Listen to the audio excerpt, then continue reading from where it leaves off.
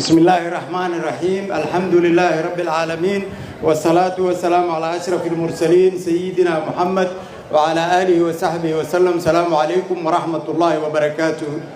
مركه هراء وزيرك وزارة قرشينتا مدن محمود شيخ عبد الرحمن شيخ فارح بين وزيرك حجينك وزارة مالية عبد الغفار حاجن حلبانك حلبان محمد عبد القادر حلبان آمينو حلبان سنتر افتين حسن باسو حلبان عبد الرحمن حلبان إفراح قدومي هراء قبل كبنادر سنتر ليلو أنا هذا وجهه قرب كداليرada gobolka Banaadir dhalinyarada ka soo qayb gashay wakiilka gobolka Banaadir ee xisbiga mudane Duubow xafiiska xisbiga dhamaantiin galab wanaagsan runtii maanta waxa farxad noo ah hadaynu nahay xisbiga cadaaladda ee wada jirka inaan idin la joogno degmada Cabdilcasiis oo aan ugu tala galnay in xisbigu hadda wixii ka dambeeya maadaama la yiri dalka doorasho qof iyo cod ha ahaado uu degmooyinka imaan doono degmada Cabdilcasiis intii iska diiwaan gelisay qayb kamid ah ayaa hadda galabta bandhigan joogta waxa halkan uu iloobay wakiilka xisbigu inuu xiso in xarun weyn aan idinkaga furnay halkan dhow oo idin soo dhaweynay shaqada xisbiga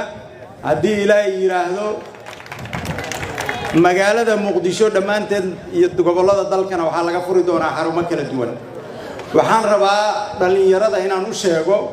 waxa laga yaabaa in dood badan ka jirto doorashada iyo sida loo aadi doono doorashadu waa laba nooc mid waa midda dawladda hoose midna waa midda heer federaal laga yaabaa midda heer federaal doodeeda iyo waxeeda inuu waqti qaato laakiin doorashada dawladaha hoose ee ka bilaabata degmada Cabdilcasiis dadka matalaya iyo meeyarkeeda degmada Heliwaa dadka matalaya iyo meeyarkeeda degmada Dharkeynley dadka matalaya iyo meeyarkeeda degmada Dayniile dadka matalaya iyo meeyarkeeda inaan doorano waqtigeedii waa la gaaray dadka reer Muqdisho waxaan rabaa inaan u sheego waqtigii ay intay dadku safaf galaan kuraasta dooran lahaayeen isdooran lahaayeen waqtigeedii waa la joogaa dhalinyaro marka waxaan rabnaa inaa u diyaar garowdiin waa ogtihiin heer degmo iyo heer gobol ayuu u qaybsantahay doorashadu heerka gobolka oo ah 97 xildhibaan oo ay leedahay caasimaddu oo matalaada caasimadda ah